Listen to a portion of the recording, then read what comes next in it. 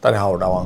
我是小汪。在中国的一线城市啊，家庭月收入5万，在2015年前其实真挺普遍的，但现在好像似乎就没有那么普遍了哈。但不管怎么说啊，这年收入50万的家庭，对于一个5口或6口之家来说，无论是在北京还是上海这样的城市，其实都已经不算低了。就算放在全球来说，也都是一个比较好的收入家庭了，属于中等偏上的中产阶级。只要能够稳定的工作，不失业，熬个10几年，基本上就能把房贷还清。没有了房贷的压力，50万的年收入，那生活基本上就会过得比较滋润哈。可如今的现实是，不少在北京年收入50万的家庭啊，他们也是战战兢兢、很焦虑的哈。我就找了3段视频，跟大家来一起分享，看看他们的生活状态和心态。这里补充一点，刚才大王说的5口之家或6口之家呢，并不是说这个家庭的小孩数量有很多，它跟国外的这种5口之家、6口之家概念不一样，是指说一对中年夫妻啊，跟他们的父母也住在一块儿，有子女有父母，然后这里面把父母就是老人也加入进来了。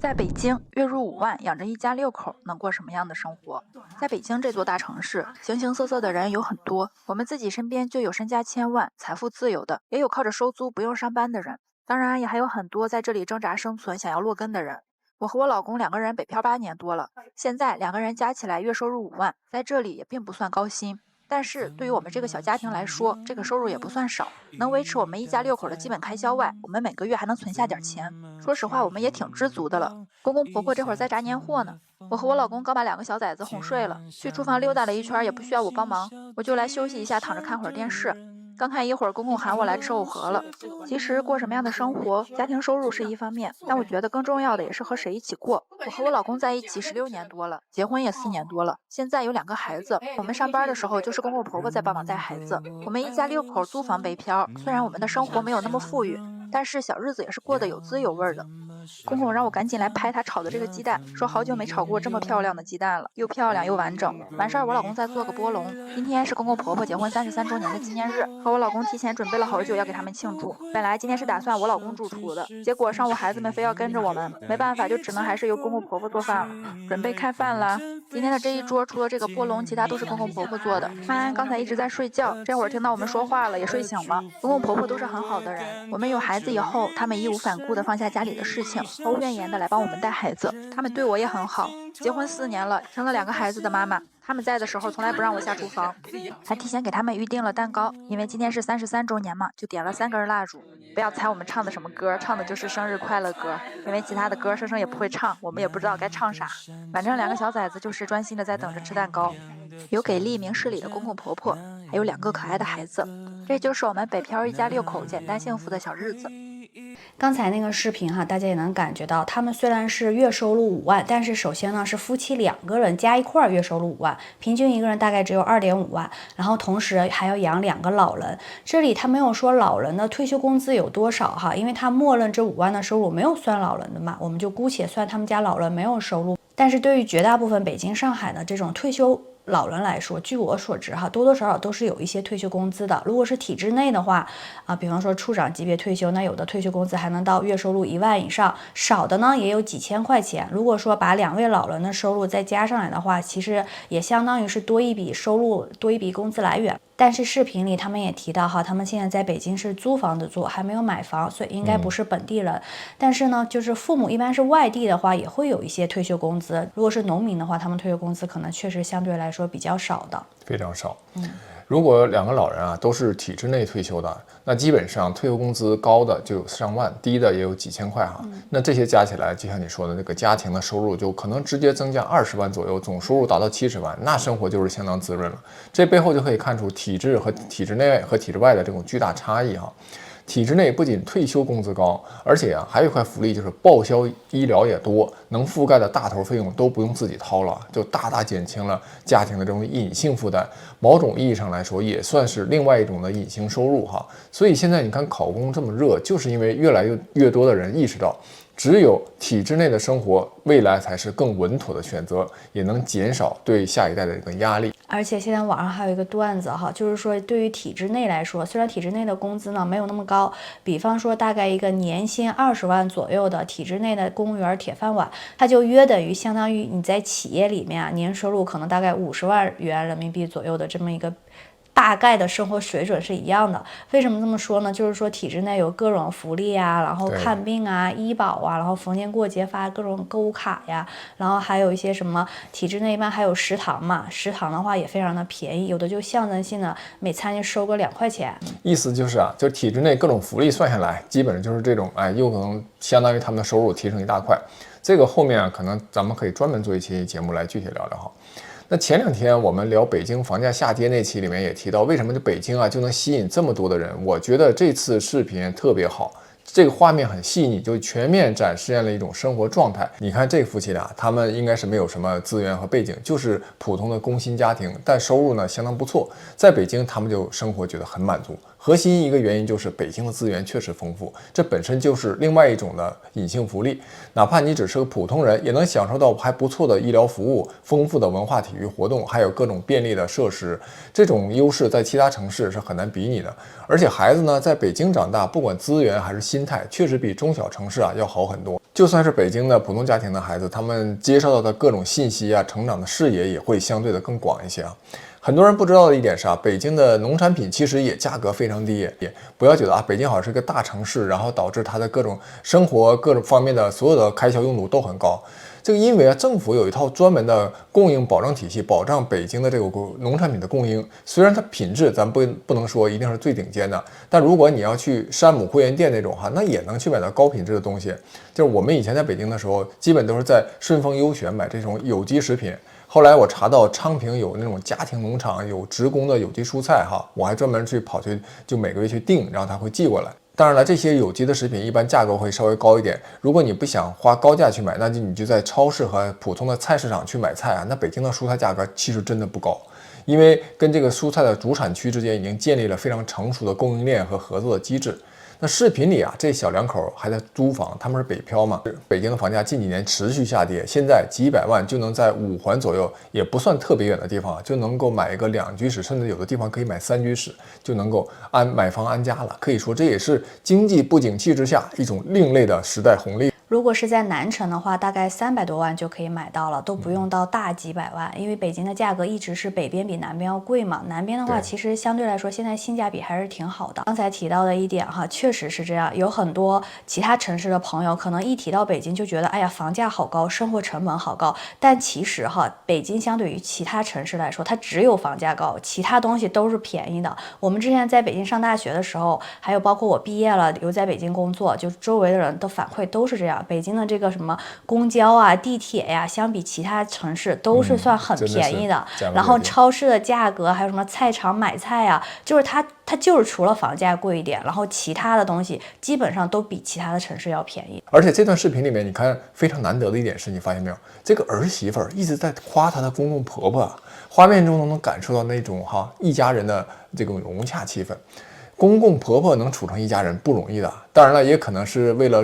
这个拍视频立人设，但从表现上来看，确实应该不会有太大的家庭矛盾，否则这个视频都不可能拍成这个样子。就凭这一点，就已经强过于全国70%-80%的家庭了。你看这个公公婆婆在厨房忙着，然后儿媳妇时不时去夹上一口，还躺沙发上看剧吃。这2位老人做好饭还招呼她来拍照，这在现实生活中太难得了。我们再来看第2段视频在北京，月入5万养一家6口，我们的压力有多大？昨天晚上我老公加班到凌晨夜里1点多才回来，然后我们又聊天到很晚才睡。主要就是最近的工作压力太大了，工作上一有点不顺心就很容易焦虑。早上起来，婆婆又在给我们做煎饼了。公公婆婆在这儿一有时间就想着法儿的给我们做好吃的。我们都是山东人，都比较爱吃煎饼。但这个做法应该是煎饼果子的做法，我婆婆也是跟手机上学的。我们山东的话呢，都是直接烙一个煎饼，然后里边夹着炒菜呀什么的吃。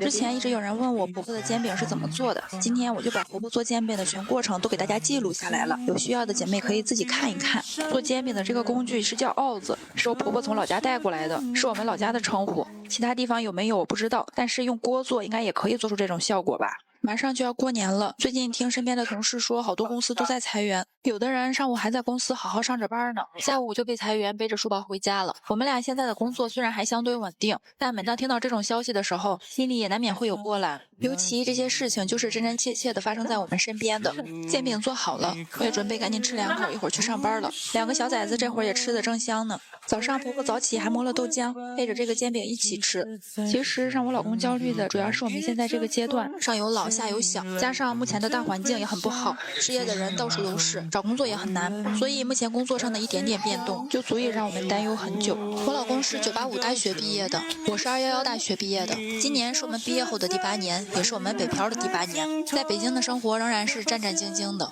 因为昨天晚上睡得太晚了，早上让我老公多睡了一会儿，他这会儿也起来准备吃完早饭赶紧去上班了。很多人说像你们这种条件为什么不回老家呢？找个安稳的工作上班。其实不管是选择何种生活，生存的压力都不会消失的。与其患得患失，不如勇敢面对，遇到问题一起想办法解决。虽然现在我们一家6口只有我们2个人赚钱，但是公公婆婆也很给力，平时他们自己省吃俭用的，也不给我们增加什么负担，家里的孩子也把我们照顾得妥妥帖帖的，也让我们能安心去应对工作上的压力。这第2段视频怎么又是跟公公婆婆一块住的？不过确实哈，就是有孩子的话，如果说夫妻俩都是上班族，就是双职工，要在大城市带小孩确实很难。然后的话呢，现在基本上也是中国的一个传统吧，或者说社会现象，确实是基本上双方父母就是双方老人总会有一方会过来帮忙带小孩。这也是算是没有办法的一种不得已而为之，也算是一种经济上的一种互助吧。而且就算你请保姆，其实你也不太放心嘛，还是自己家人放心啊。对，而且请保姆的话，其实也是一笔很大的开销。太便宜的你也不敢请，太贵的吧，可能一下动不动又要大概1个月大几千或者1万的这个支出又没了。本来工资现在就到处都降薪，确实很多双职工他也不太舍得去请保姆，或者说性价比太低了。然后和这个老人同住啊，其实我们都知道或多或少都会有各种各样的矛盾，但只要这个矛盾别太大。就我个人而言哈，我如果说我上班特别累，然后回家能有现成的饭吃，然后婆婆呢又能真的做一顿好菜，我其实只要矛盾别太大，我还是挺高兴的。尤其我们现在在海外哈，就是在海外的小伙伴肯定更有那种感触。如果你有一个中国胃的话，你真的很想吃点中国的美食啊，哪怕就是辣椒炒肉这种家常便饭。因为去外边的中餐馆，要么就是重油重盐或者不太干净，要么就是都不是，要么就是就是海外的中餐馆大家都懂的，就是价格极其昂贵。就是在国内你可能200元人民币吃一顿，在海外就基本上要200刀，而且动不动就是吃一顿火锅，这种没有一点技术含量的都要花个200刀。反正就是这么一个价差吧。但是你说咱们看的这2段视频，你发现没有，这婆媳关系好像都看起来都太融洽了。按理说这婆婆和儿媳妇是天敌，毕竟2个女人住在一起，总难免有矛盾。但这2家都这么和谐，你觉得秘籍是啥？我觉得应该是他们在拍视频吧，谁知道屏幕后面有多鸡飞狗跳呢？如果这2段视频中拍摄的这个关系是比较真实的，我觉得关键就在于这2位婆婆都比较宽容讲理。虽然我是个男性啊，但是我认为在婆媳关系中问题最多的其实往往还是婆婆这边啊。这个话题我们就不展开了。另外，这个视频中那个煎饼果子那个叫鏊子的那个工具啊，看起来挺简单啊，我觉得应该用铸铁锅就能做。明天我就试试啊，确实看着挺诱人的。那可真是太好了，因为我刚刚就想说，这个视频的煎饼果子馋的我都要流口水了，我真的好想重温啊！以前上大学的时候嘛，就早上经常上早课之前，先路过学校的食堂买个煎饼果子吃。如果要做成功了，我们录段视频给大家看哈。那视频里还说啊，说他上午上班，然后下午裁员的这个问题。像这种年收入50万的家庭，其实最怕的就是裁员。他们不像互联网大厂里那些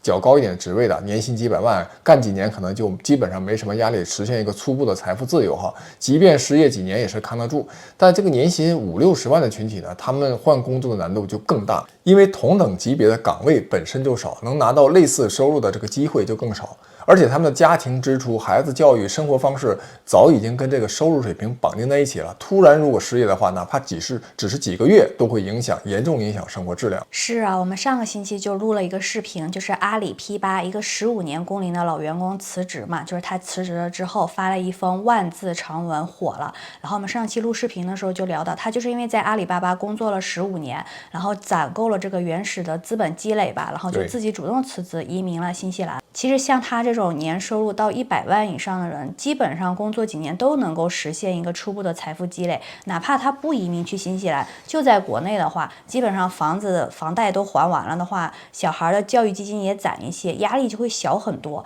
但是像我们这2个视频当中呢，你看他们家庭收入5万，那平均每个人才2万5，他也没有说这是税前还是税后哈。如果是税前交完税，那就剩的更少了嘛。然后还要考虑到养小孩，又没有在北京买房，那还要继续租房付房租，确实就是说相对来说，当然比那种收入几千块钱的要好一些，但是总体上来说还是能够感觉到他们的压力的。对，主要就是因为他们，你看，既没有经历过年薪几百万的阶段，也没有太多的积蓄可用，一旦收入断档，就只能削减孩子的教育支出或者降低生活质量，不管是哪一种，心理落差都会非常大。正所谓由俭入奢易，由奢入俭难，说的就是这道理。所以表面看，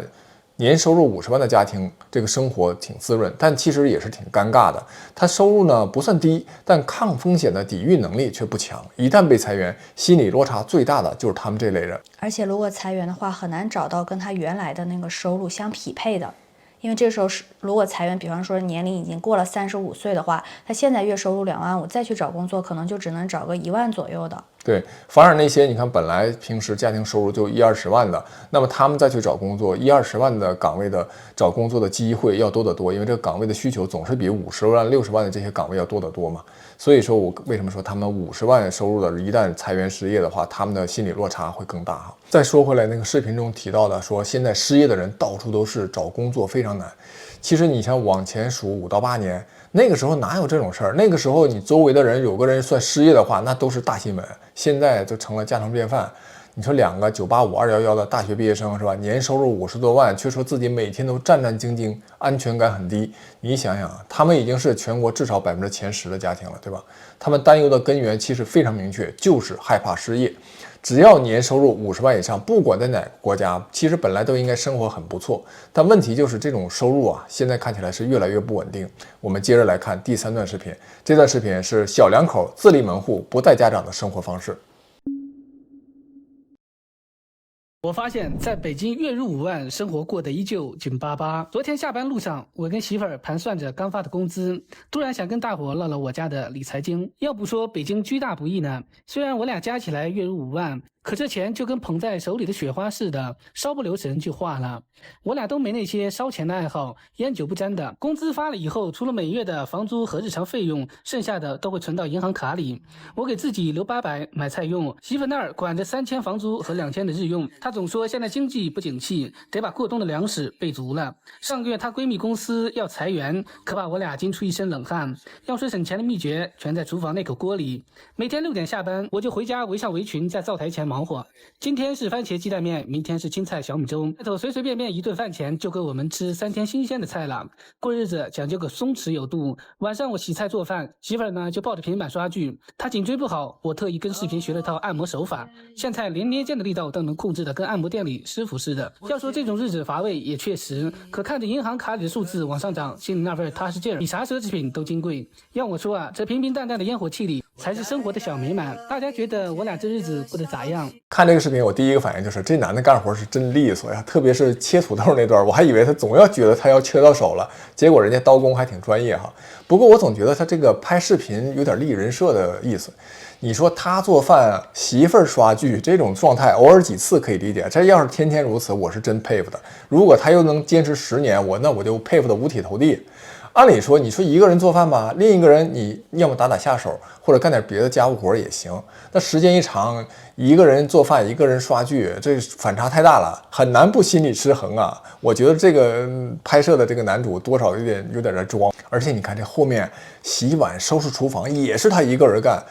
我就想吐槽一句，哥们儿，你这是给别的夫妻添堵啊！别人媳妇儿要是把你这个视频甩给她老公看，那不得闹矛盾吗？兄弟啊，不是说你干活不对，我也干，但是你要这么天天就这么干，就一个人干，这谁受得了啊？这我还是得补充一句啊，咱家绝对是我做的家务活更多呀，比你要多。那可不能这么说，你基本上是你不愿意干的全甩给我，我干的都是那种啊，就干起来就是有点费劲，得费时费力费脑子的。好，帮他补充一下，就是大王一般都是干割草这种，这确实不太适合我。这第3段视频里面又提到了裁员的事儿，真是啊，这个现在裁员如影随形，几乎每个讨论收入和生活的视频里面都会提到。真的希望这段阶段大家能早点熬过去。而且这个裁员这个事儿啊，之前我们的评论区也有小伙伴留言嘛，就是说现在其实海外啊各个城市裁员也挺严重的。其实不仅中国是这样，一些海外的国家现在也都是在裁员。然后像消费降级这样的话题，基本上是各个国家都在频繁的讨论，不管是中国也好，美国啊、日本啊、加拿大啊、澳大利亚、新西兰，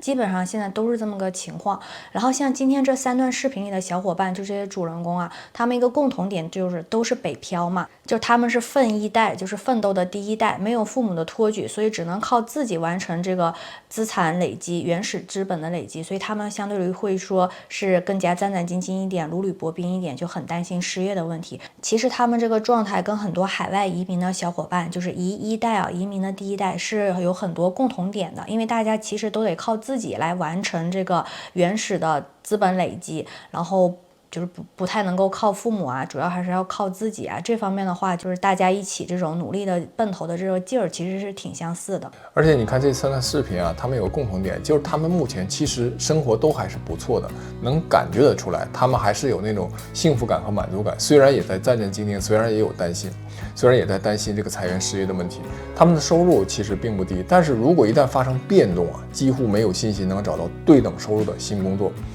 他们这个收入段的多数人其实主要是靠像互联网大厂等等这样的利润相对比较高的企业才能够维持。而现在大厂呢也都在裁员，也不怎么招新人了。他们面临未来的选择，如果一旦失业，那可能就是找一个低薪一点的工作，或者是彻底转行。其实现在风险对他们来说还是挺高的。你真要说这个年收入50万的家庭，特别是6口之家，最稳定的组合呀，其实就应该是夫妻双方都工作，年收入各10几万，然后老人呢每人有大概10万左右退休金，这样加起来刚好50万60万，这样呢分布合理一点，抗风险能力就强多了。但这说明什么？就说明就是得考公进体制，只要能进体制，虽然好像每个人的收入并不是很高，可能就10几20万。但是你4个人如果都在体制内，那这个收入就比较可观了。关键是它稳定啊！如果这个经济真的长期低迷的话，估计体制内未来也难独善其身，估计也存在降薪的可能性。我记得当年有位领导人曾经特别清晰地指出，他最重视的就是就业问题。确实，就业才是最大的民生问题。本期就讲完了，如果喜欢我们的节目，记得订阅、点赞、评论、转发，打开小铃铛。我们下期再见。我就想问问你，刚才说明天做煎饼果子是真心话吗？真的，但是能不能起来就不一定了。我觉得你能不能换种思路，就是我教会你怎么做，然后如果你起得早，你来做呢？大家评评理啊。